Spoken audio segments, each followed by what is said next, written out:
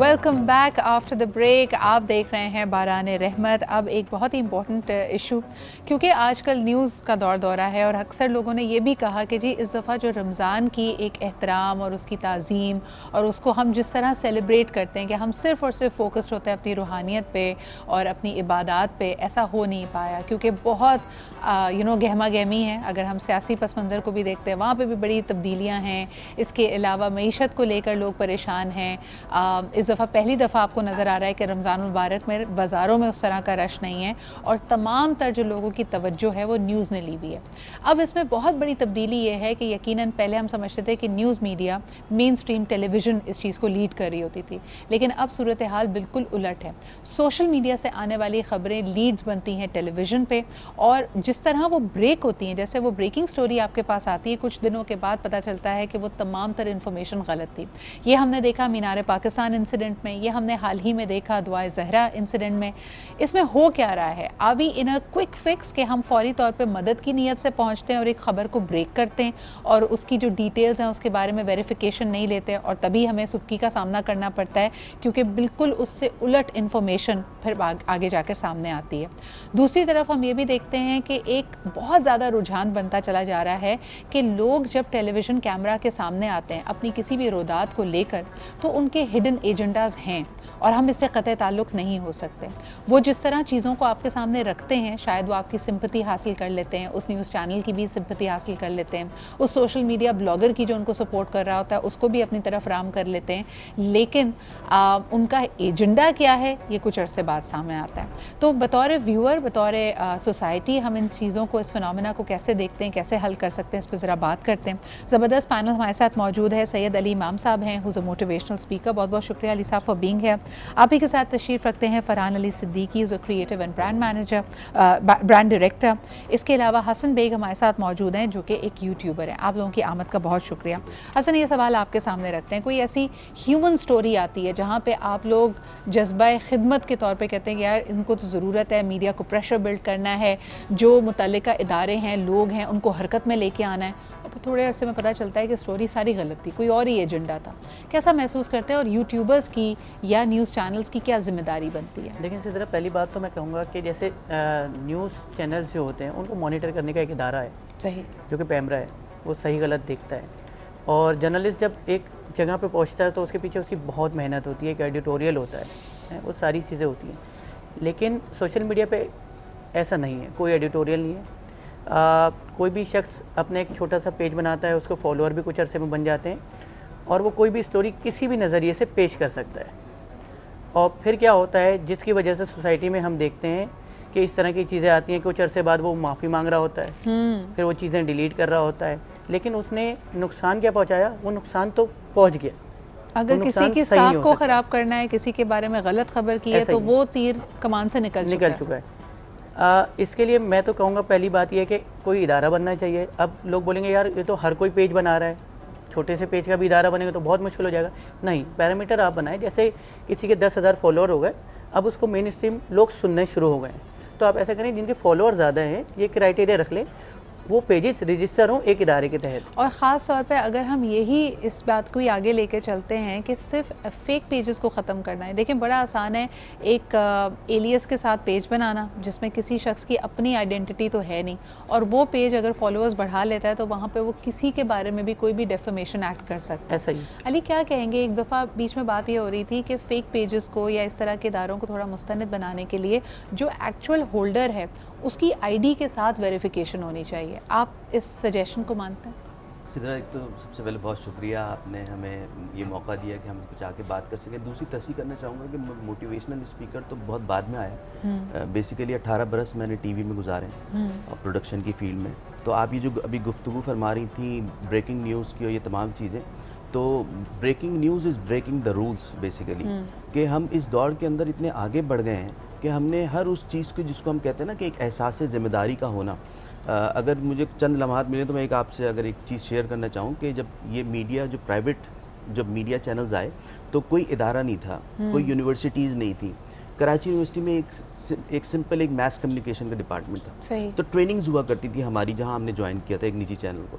तो वो एक होटल था, वहाँ हम लोग जाते थे तो पीटीवी के पुराने लोग आते थे जो इवन कि- फॉरेन उन्होंने यानी जो बड़े चैनल्स हैं उन्होंने तो फॉरेन कंसल्टेंट्स को भी बिल्कुल, हायर किया था, आपकी बिल्कुल। इनिशियल ट्रेनिंग्स हुई थी, Exactly. लेकिन फिर ये सिलसिला रुक गया। रुक और गया। हमने ये भी नहीं देखा कि जो हमारे इदारे हैं उन्होंने इस बात को यकीनी बनाया हो कि बाद में आने वाले चैनल्स जिन लोगों को हायर कर रहे हैं वहाँ पे क्या कैपेसिटी बिल्डिंग है, क्या ट्रेनिंग है। एग्जैक्टली तो वहाँ पे एक शख्स ने एक सवाल किया, वो सीनियर प्रोड्यूसर आए हुए थे कि हमारी जो फील्ड है मीडिया की, इसमें एक डॉक्टर से लेके एक इंजीनियर और एक इंटर्न किया हुआ जो लड़का है या ग्रेजुएट, वो सब ट्रेनिंग हासिल करते करते कोई डीओपी बन जाता है, कोई कैमरामैन बन जाता है। तो इसमें कोई एक तो ऐसा कोई क्राइटेरिया होगा जी। कि अगर वो चीज़ मिसिंग है तो हम इस फील्ड में काम नहीं कर सकते। तो मुस्कुराए उन्होंने कहा, मियाँ तुमने बड़ा ज़बरदस्त सवाल किया है, और इसका जवाब बेटा ये है कि मैच्योरिटी, एहसास ज़िम्मेदारी। अगर मैं प्रोड्यूसर हूँ और मुझे ये एहसास ही नहीं है कि मैं ये प्रोग्राम जो करने जा रहा हूँ उसको कितने लोग देख रहे हैं, और जो मेरा होस्ट है या जो मेरा जो गेस्ट है उसने अगर एक लफ्ज़ कोई ऐसा अदा कर दिया वो कितने लोगों को नुकसान पहुँचाएगा, तो वो एहसास ज़िम्मेदारी हमारे यहाँ ग्रेजुअली ख़त्म होता चला गया। वो टीवी से निकल के अब सोशल मीडिया में आ गया।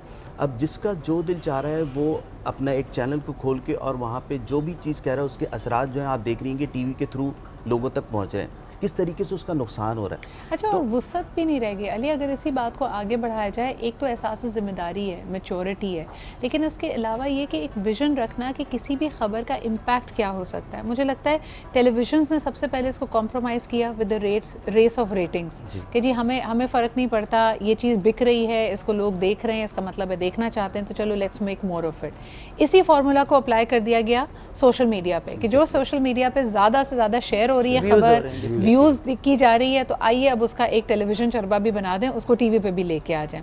और वो जो बात हसन यहाँ पे कर रहे थे कि कई नए चैनल्स इस अंदाज में ही गुफ्तगू करते हैं कि उनका ये मकसद नहीं होता कि आप तक कोई नई इन्फॉर्मेशन पहुँचे, वो भी इसी भेड़चाल में है कि जी ऐसी खबर डालो जिससे ज़्यादा व्यूज़ और Twist ज़्यादा आ लाइक्स जाएगा। हमें मिलें। Exactly. आप क्या कहेंगे इस पे फरहान के ये जो बड़ी ख़तरनाक ये ट्रेंड है ये इवेंचुअली जाएगी कहाँ?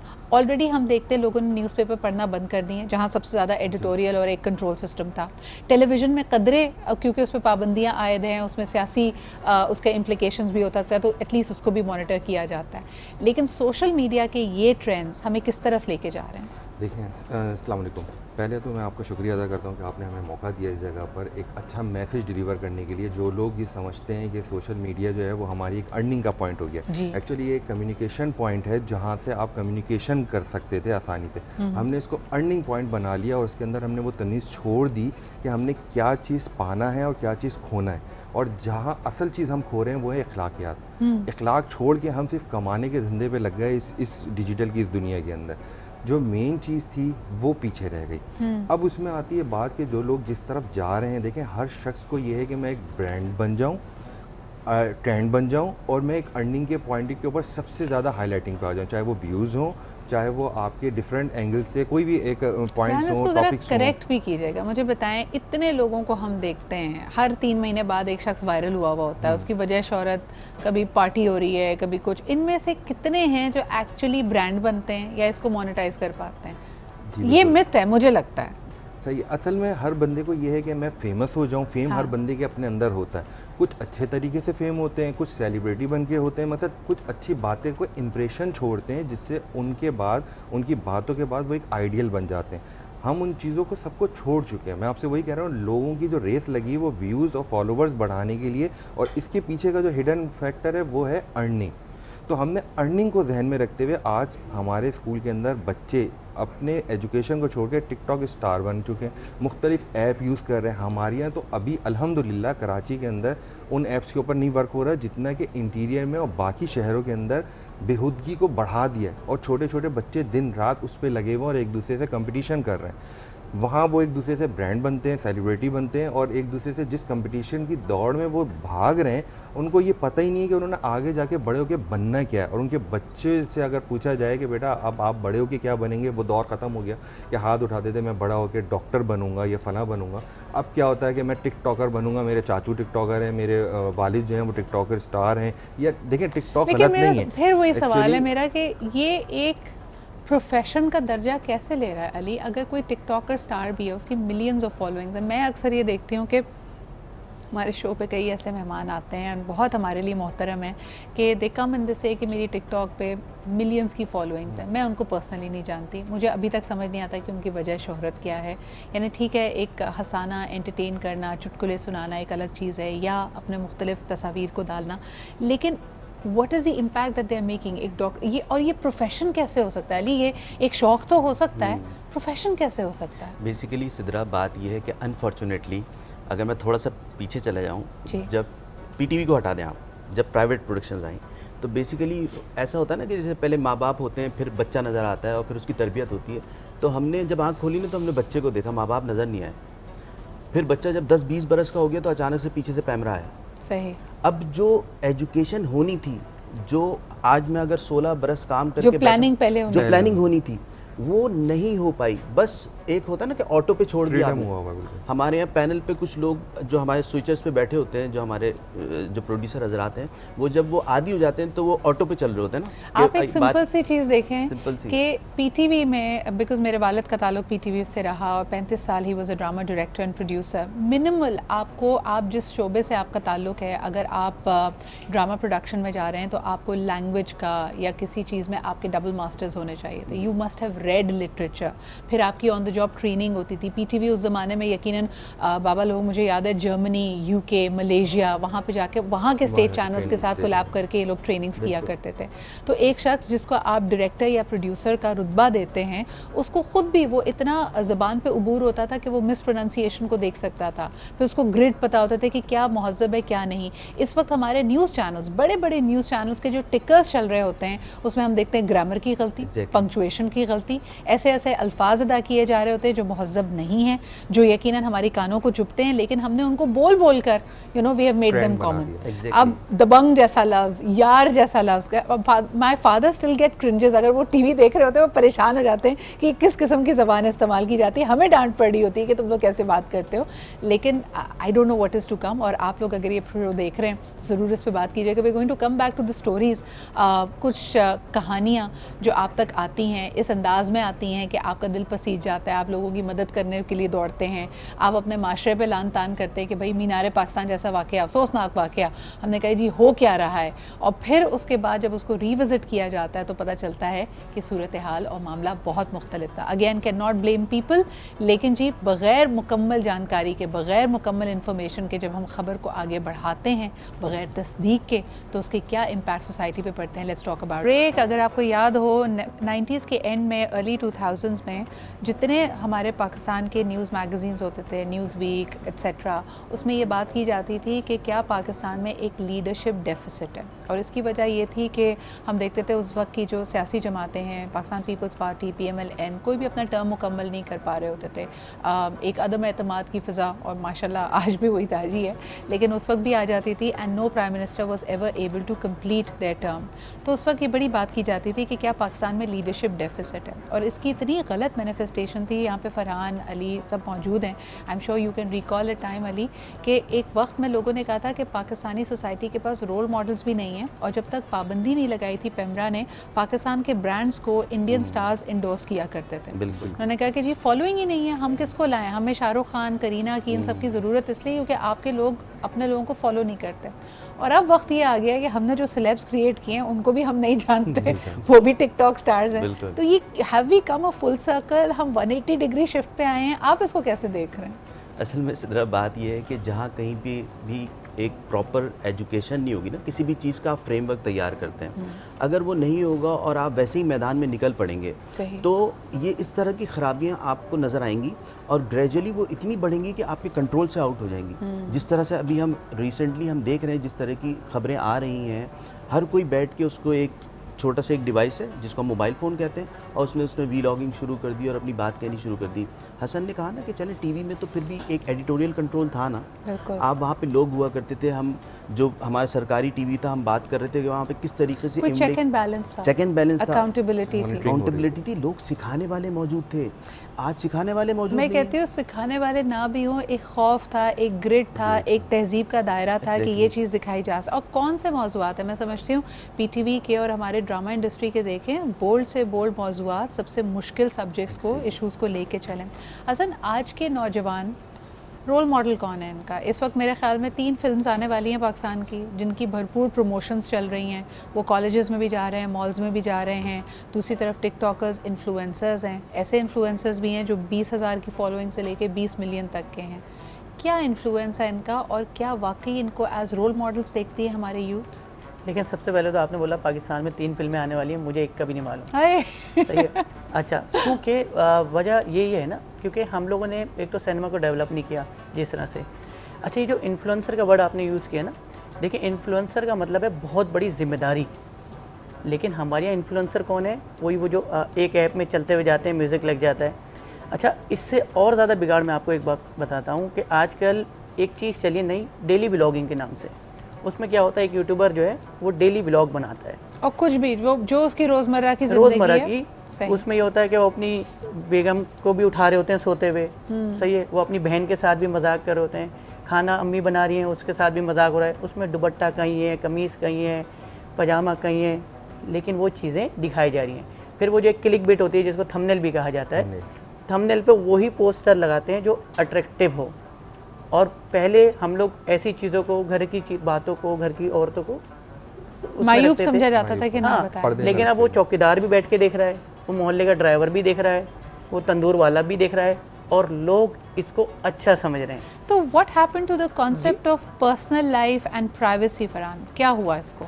बस सब कुछ खुलकर आ गया सामने। हर बंदा पैसे की दौड़ में दौड़ रहा है। उसको ये नहीं दिख रहा कि मैं अपने अखलाक से इतना गिर गया हूँ कि मैं अपने घर की जिन चीज़ों पे पर्दा रखना था वो भी उन्होंने बगैर पर्दा हटाए दिखाना शुरू कर दिया। और एक दूसरे की ऐसी दौड़ की जिस चीज़ को हमें मगरिब की तरफ लेके जा रहे हैं, जो कि हमें अगर देखा जाए तो इंटरनेशनली हम तबाही की तरफ जा रहे हैं। हम उस तबाही की तरफ जा रहे हैं जो उन्होंने हमें टूल्स दिए और हम खुदकुशी करने जा रहे हैं। तो अगर आप इस हवाले से देखें तो हमारे पास इल्म की कमी है। हमें ये नहीं पता कि हमें कौन सा टूल्स कहाँ इस्तेमाल करना है। सही। अगर हम उसका इस्तेमाल जानते हो सही तो शायद हम इसको प्रॉपर यूज़ कर सकते हैं। हमारे माशरे की ख़राबी यही है कि जो हमें मिलता है हम उसको मिस यूज़ करना शुरू कर देते हैं। अच्छा जी, अगेन हमारे पास वही एक छोटा सा सवाल अली आपसे भी करती चलूँ कि यूथ के लिए फिर रोल मॉडल्स क्या हों? एक वक्त तो हम कहते थे ना कि यूथ प्राइवेसी का नारा लगा रही है कि भाई मेरे घर वाले मुझे प्राइवेसी नहीं दे रहे। आज ये बच्चे खुद अपने घर को एज कंटेंट यूज़ कर रहे हैं, अपनी ज़िंदगी को एज कंटेंट यूज़ कर रहे हैं। This is very troublesome. इस पे आप क्या कहेंगे? बेसिकली इस तरह देखें, बात यह है ना कि हम यूथ को क्या कहें, सिर्फ जहाँ पे तालीम तालीम तालीम हो और तरबियत ना हो। आज तालीम याफ्ता बहुत हैं, तरबियत याफ्ता नहीं है, ठीक है ना। तो तरबियत जो सबसे अहम चीज़ होती थी वो आज उसका फुकदान है। और वही तरबियत जो है वो आपके वालिद मोहतरम, हमारे वालिद, ये सब लोग क्या किया करते थे, कोई ज़ोर और ज़बरदस्ती वाला तो होता नहीं था, बस अपनी बात कह के निकल जाते थे। आज तो हमने वो बात कहनी भी छोड़ दी ना। बेसिकली हमने कहा कि नहीं भाई, आप जो समझे आप कीजिए। नहीं, ऐसा नहीं हो सकता। आपको देखें, एहसास ज़िम्मेदारी जो मैंने शुरू में कहा ना, कि वो जब तक एहसास ज़िम्मेदारी नहीं होगी डिजिटल वर्ल्ड में, जो मैं एक बात हर जगह ये इसलिए कहता हूँ क्योंकि पता नहीं कितने बच्चे देख रहा हूँ, हर चीज़ आपने दिखा दी। अभी एक रिसेंटली एक मसला हुआ था, उसमें एक शख्स अपने घर से निकला और वो बेचारा जो है ना वो नीम बरहाना था। सब ने उसकी तस्वीरें जाके अपलोड कर दी। 2 दिन बाद उसकी बेचारी बीवी आई रोते हुए कि ये आपने कर दी, ये डिजिटल पे चला गया, ये 20 साल तक 40 साल तक रहेगा इसके ऊपर, और मेरे बच्चे जब कल बड़े होंगे वो अपने बाप को इस हालत में देखेंगे। आप लोगों को पता है वो ज़हनी तौर पे सही नहीं था। नहीं, यू एब्सोल्युटली राइट। आप देखें कि मोनिका लेविंस्की इसकी सबसे पहली शिकार थी जब उनका, एंड शी सेज कि मैं 21 साल की थी जब, ठीक है, whatever was her situation with bill Clinton, उन्होंने कहा मैं वो छाप कभी फिर मेरी ज़िंदगी से रद्द नहीं हो सकी। और हम में से कौन है जिसने अपनी टीनेज में या 20-21 साल की उम्र में कोई गलती ना की हो? लेकिन आप इमेजिन कीजिए कि वही गलती अगर आपकी ज़िंदगी भर के लिए शनाख्त बन जाए। हमारे यहाँ रिपोर्टिंग के ये स्टैंडर्ड्स भी नहीं है कि लोगों की आइडेंटिटीज़ को कैसे कंसील करना है। हम छोटे छोटे बच्चों के चेहरे, उनके नाम, और बड़ा इसको तुर्रा इम्तियाज़ समझते हैं कि जी हमें तो सिर्फ नाम पता चला और उसकी फेसबुक आईडी भी हमने ढूंढ ली और उसकी तमाम तस्वीर भी हमने निकाल ली। This is a breach of privacy. लेकिन दूसरी तरफ जैसे हसन ने कहा, ये खुद करने को भी लोग तैयार हैं। वीलॉगर्स रोज़ाना का अपना वीलॉग खुद डाल रहे हैं, अपने घर की हर इन्फॉर्मेशन आपको खुद प्रोवाइड कर रहे हैं। तो it's a very troublesome time. इस पर हम मज़ीद भी बात करेंगे and I hope that you will take some time to think about it. Ali, Farhan, Hasan, आप लोगों के आमद का, मौजूदगी का बहुत शुक्रिया। इसी के